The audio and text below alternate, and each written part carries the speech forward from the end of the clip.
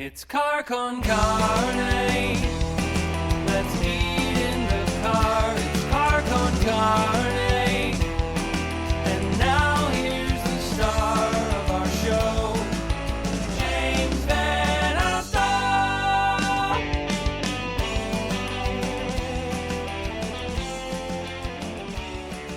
What's on your shirt? It's a painting by William Blake. Nice. Yeah, I'm just a big fan of it. I saw the shirt and I was like, that's cool. I've got a painting by Robert Blake on my shirt. You know Beretta? Really? Yeah. A finger painting. Right. This right here is Car Con Carne. I'm James Van Osdell. Car Con Carne is a Q101 podcast, and Car Con Carne is lovingly brought to us by Easy Automation, easy-automation.net. Transform your living space. If you own a place, transform that place with cutting-edge home automation. Experience seamless control over all the things: lighting, climate, security, audio, video, everything. Embrace the future of smart living. It's your home, it's your place, it's your rules, motherfucker. You hear what I'm saying, Henry? I hear what you're saying. Okay. Get a quote. It's hassle-free, it's easy. Visit easy-automation.net or give my guy Dan a call. 630, you're not writing this down, 630-730-3728. How dare you? Car Con Carne, also sponsored by a book, because we believe in reading, we believe in literacy on Car Con Carne. This book right here, 90 Days in the 90s. It is a rock and roll time travel story, the ultimate novel of the 90s and Chicago's music scene, written by Andy Fry. Henry, my guest, I said you wouldn't be on camera, but you remember the 90s. Yeah, I was around. What do you remember most musically? 1997, seeing Limp Bizkit on TV. Stop it, really? Yeah. I was 7 years old. Was it a positive experience? I would say so. They were fun. Sure. Yeah. They were fun. They were fun. So in this book, 90 Days in the 90s, join record store owner Darby as she goes back in time to the 90s in Chicago. She jumps on the magical gray line to get back there, to return to her carefree 20s, and she soaks up all the pop culture and rock and roll nostalgia you could ever imagine. To learn more, go to 90daysinthe90s.com or pick it up on Amazon.com or wherever you buy books. So if you are a musician, an artist, someone who is in need of getting your word out there, Tag Publicity is a music and event publicity company that is freshly distinctive. Tag Publicity is a full-service entertainment PR, talent development, branding, digital marketing, social media management, project management, distribution, content creation, booking, public relations company, currently headed by Evan J. Thomas. That's a lot. You can reach out to Evan anytime for any of your PR needs. Evan J. Thomas, PR @gmail.com. You can follow Tag Publicity on Facebook, Instagram, and the TikTok. Finally, one programming note. Thursday, May 15th, join me for a live recording of Car Con Carne. I'll be returning to Legit Dogs and Ice in South Elgin, 322 South Randall Road, a totally free event.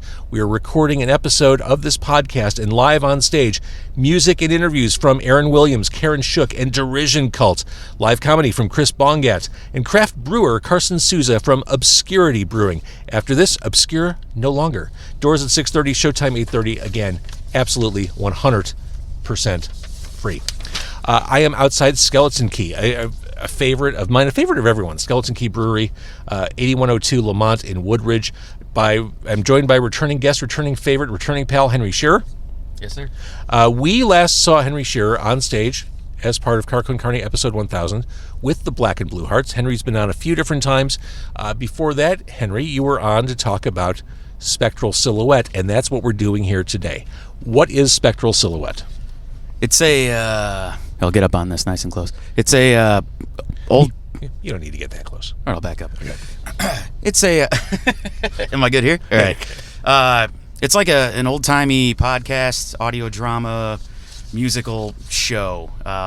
We do it's a throwback to the plays of... radio plays like the 30s and 40s, like The Shadow, but like with a modern twist. And we have a full jazz band, and we produce episodes every month, or we try to. And then we do live shows here at Skeleton Key every other This month. is where it was birthed. Yeah. This was ground zero for the Spectral Silhouette. Yes, because we were looking for a venue, and I just become friends with Paul and the people that work here. And Paul's a huge fan of the golden age of radio stuff. And I was like, I had this idea for a show. Would you guys want to put it on? And we did it once. People dug it, and then we keep bringing it back. Now we do 2 nights every time. And I was here for the first several. as your narrator. Absolutely. It's nice to still be part of the family. Oh, yeah, man. Absolutely. Like, I'm Spectral Silhouette adjacent. You are. And it's funny, you mentioned Paul. He's such a good dude, and he's going to be jumping in the car in a few minutes.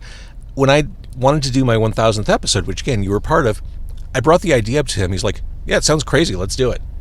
Like, he likes off-the-wall ideas, which that's a savvy business owner. Oh, yeah. Like, let me take some chances. He likes to support, everything. I think this weekend, or next week, maybe this weekend, they have a band playing the soundtrack to the Night of the Living Dead while it's on a screen. So they have, like, a lot of cool I stuff love like that concept. Yeah, it's a very cool idea. Which, by the way, I just got the soundtrack on Waxwork. Oh, yeah, the actual, Night of the Living Dead. It's so good, man. It's so good. I love that movie so much. So, the Black and Blue Hearts, the jazz band, you mentioned that there's a jazz band that accompanies Spectral Silhouette. You're doing all this shit. You're writing the music. You're writing the scripts. You're putting a full-time job's worth of effort into this. But this is still like a side hustle, right? Yeah. I mean, now that we're doing like 2 nights and it's selling out as quickly as it is, it's starting to get to the point where we can actually make some money, you know? But we're like right on the cusp there.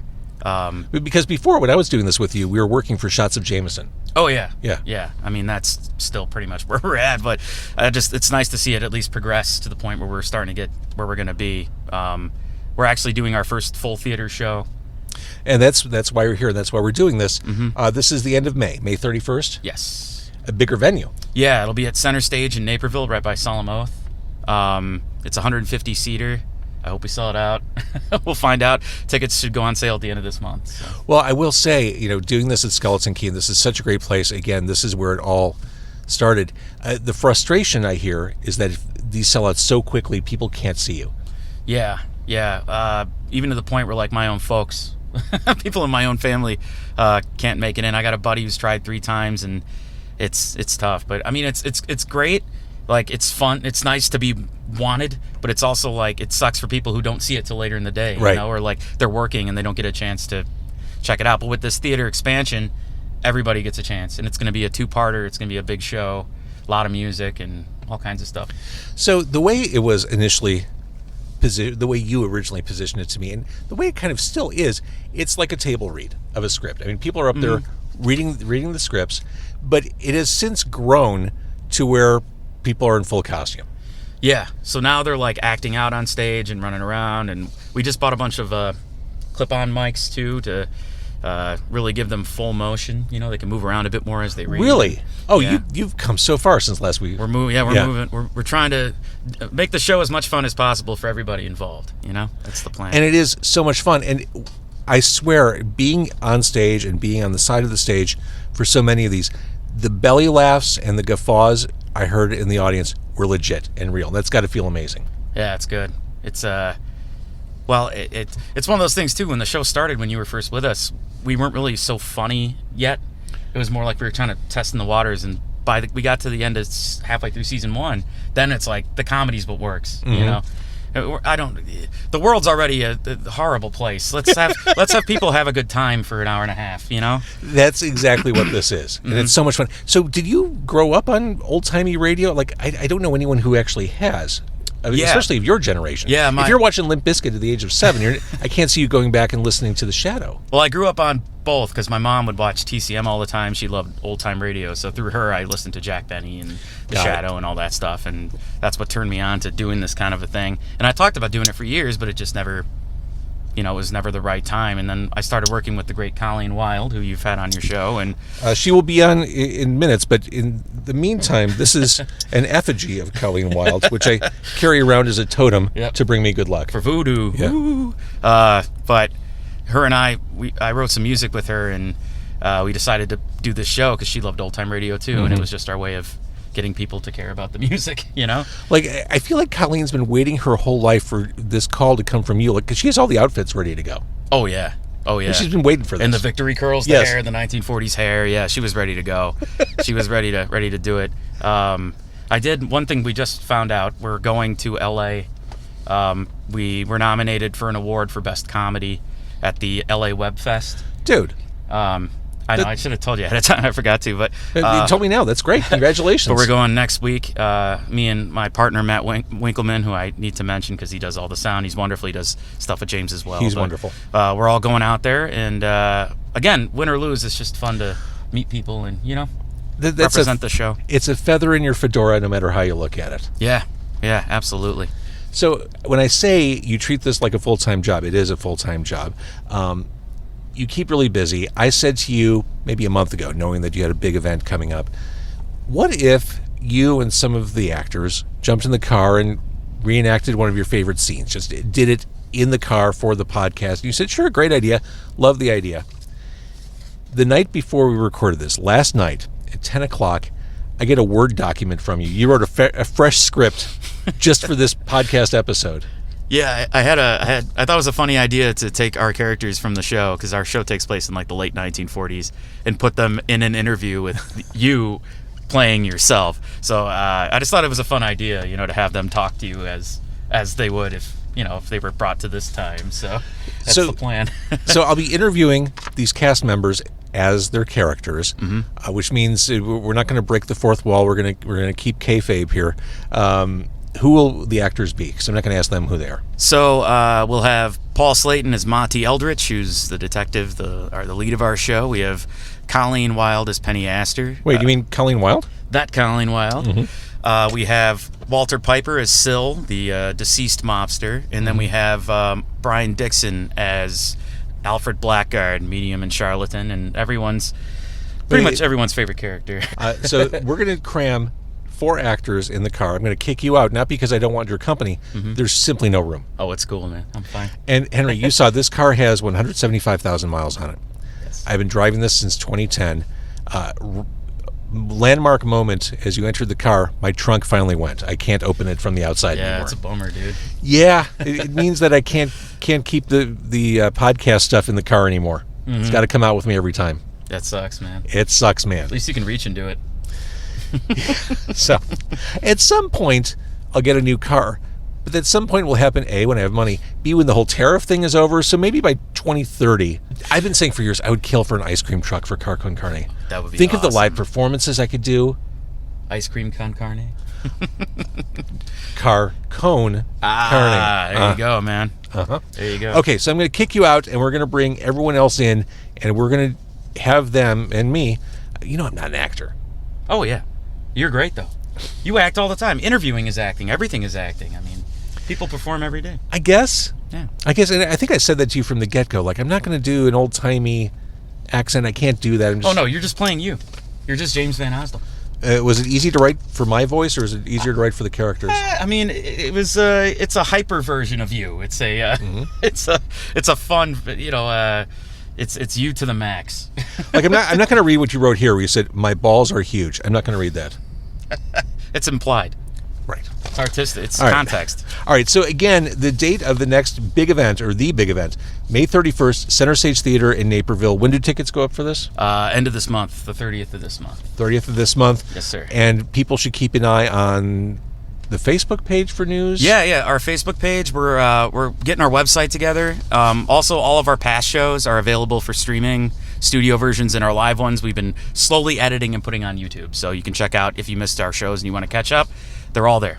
So all right, so we're going to do this scene, and I don't want to rush it, but there is Skeleton Key beer waiting at the end of it. That's the pot of gold at the end of our rainbow. There's a beer at the end of the tunnel. I love that. Yeah. All right, so I'm going to kick you out. You bring them in. I'm just going to leave everything rolling, and they can come in. Yes, sir. All right, Henry Scherer, everybody. Thanks. Like I'm talking to an audience that's going to clap. Henry Scherer, everybody. All right, so we've made the transition. Henry is inside enjoying an ice-cold Skeleton Key beer, as he is wont to do. So let's do this. I have my script that was delivered to me at 10 p.m. last night. It was unexpected.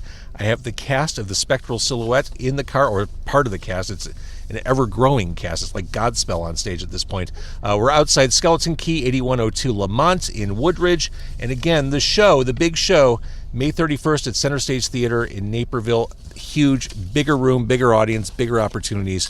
The growth of this has been extraordinary. So now we transition. Normal James goes to script James. So I'm acting. I'm going to be acting along with the cast of the Spectral Silhouette. Everybody ready? Let's do it. And by the way, Colleen, before you got here, You have my little guy. I carry your totem I love at all that. times. I love that. Okay.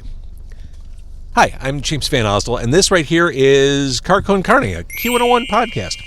I have a very special show for you today. It's the first time in all my years, I've been doing this for a while, first time in all my years of interviewing artists where I'll be talking to fictional characters. I have with me 3 members of the main cast of the award-winning musical audio drama, the Spectral Silhouette Radio Show. Actually 4, but he can't see or hear me. So why don't you all introduce yourselves? You bet. I'm Medium Alfred Blackguard, 3-time nude bull riding champion and professional popsicle licker. I think we should start with Monty, Blackguard. Will this be on the radio? I want my ex-wives to know that I've moved on. All 12 of them. Apologies for my friend. He's just excited to be on the show. Now, I'm Detective Monty Eldritch, and this is my partner, Penny Aster. Thanks for having us, James. Of course. All right, so detectives, why don't we start with... Onions, cheese, sour cream, What? oyster crackers. What are you talking about, Blackguard? Oh, my favorite chili toppings. Why? The show is called Chili Con Carne, Penny. No, it's not Blackguard. It's called Car Con Carne. I'm pretty sure It's Car Con Carne. Why don't you tell people how you met and more about what you do? Well, Penny and I have been together for many years. Romantically? No, not that. I meant as partners. Yep, just partners. We solve we solve crimes of the normal and paranormal variety. Now, I'm the leader of sorts. Penny's the muscle, and Blackguard. Wait a minute. I thought I was the leader. Tell Blackguard he thought wrong, and he's an idiot. He's a loyal companion, a friend, and has helped us with our most dangerous cases. Don't lie to the man, Monty. Not on the radio. All right, speaking of your cases, would you mind going into a little more detail? Like maybe tell us about a few of them. No, not at all. We've contended with a vast array of dangerous foes and fiends. Giant squids, yetis, vampires. Don't forget death cults. Death cults. Fascinating. Yeah, we were pursued by a group of lunatics in robes called the Insatiable. But now they are no more. So we think. As the leader of our group, I'd say that's a good thing. You are not the leader, Blackguard. So Monty, if I heard correctly, you were pronounced dead while on a case. Tell me about that. Well, I was tipped off about a bank robbery. I attempted to prevent it, and in the process was shot and dead for 5 minutes. Do you remember anything from that 5-minute period? No, but when I came back to life, I could hear the voice of a mobster. The voice of a mobster? Monty. I meant I could hear the voice of the paramedics. I never get any credit. That must have been really scary. I'm glad you made it back. Me too. And now look at us, doing an interview in the suburbs of Chicago. 1949. What a year to be alive. It's not 1949. And this is a mighty fine vehicle you have here, James. Very futuristic. It must be foreign. Thank you. You know, I've never been to Chicago, but I've heard stories from all the other ghosts. What stories, Sil? I heard about a place of infinite darkness. It drives men and tortures them endlessly with winding tunnels and twisting passages. Is it hell? No, lower whacker. Are you talking to yourself, Monty? Yeah, I've never done an interview before, so my nerves are just getting to me. Nice save. Don't be nervous. I've been doing this for a very long time. I can assure you, you're doing a wonderful job. Thank you, James. Hey guys, can we wrap this up? I don't do well in tight spaces. Oh, not this again. Blackguard, if you start talking like an 18th century ingenue or take your clothes off, I will shoot you. Please don't shoot him. And don't take your clothes off. One more question. What's next for the Spectral Silhouette crew? Well, more cases, adventures, and otherworldly encounters. You know, shootouts, fistfights, murders. Well, hopefully not, Penny. I'm getting all hot and itchy back here. Could you crack a window? No, Blackguard, and keep those pants on. But I'm so hot. I'm sizzling like a bratwurst in a pan. He is the bratwurst. I think what my companions are trying to say is that we are looking forward to the future. Well, thank you for talking with me. Any final words? Normal and paranormal beware. The Spectral Silhouette will always be there. Hands off those buttons, Blackguard. It was a hot summer in Canterbury. Captain Billings had gone off to war, and I thought of him often in longing and somewhat lustful manner. I had a burning feeling deep within my heart, right behind my nubile bosoms. I believe it was love. That's it. I'm gonna shoot him. Nope, I'm not gonna again, shoot you him. guys. Come I'm on, gonna shoot not him. again. Come here. Please, guys, Come here. please. To be dead is to be ignored. This has been Car Con Carne. I'm James Van Osel. Thank you to my guests, and thank you for listening and or watching. And that's it. That was awesome. That was so much fun. That was fun. So we were talking off mic and off camera. Are you still having fun doing this? 100%. 1,000%. We love He it. said I'm sorry, 1,000%. too many percents. That's a really good percent. Like, you look Yes, forward to this. yes. This is... And It's my favorite thing. the beauty, I think, or one of the beautiful things about doing this kind of tarted up table read is you're allowed to fuck up. Oh yeah. Oh, Like, yeah. it All the time. could be a little raw, and I think that's part of the excitement of doing this. Oh, yeah. Paul has my favorite Ah. from this last This- one. I definitely fucked up real good. It was the best. I did, and it was the best. It's amazing how much the crowd loves a good spit take, basically. Absolutely. What happened? Oh, I dropped a line and I put a nice big F-bomb into the microphone right at the start of the show. So it really started things off in a good way. funny. Everybody It was was so high funny. energy at that point. Yeah. Did anyone complain to the owner? no. No, if they did, they'd still be complaining. Speaking of the owner, you've worked for your beer tonight. Let's go inside. We'll enjoy Skeleton Key Beer. I love you all. This is so much fun. Thank you for letting me be Spectral Silhouette adjacent. We love you. We miss Love you too, buddy. Yeah. Thank you, James. Thanks, guys. Thank you.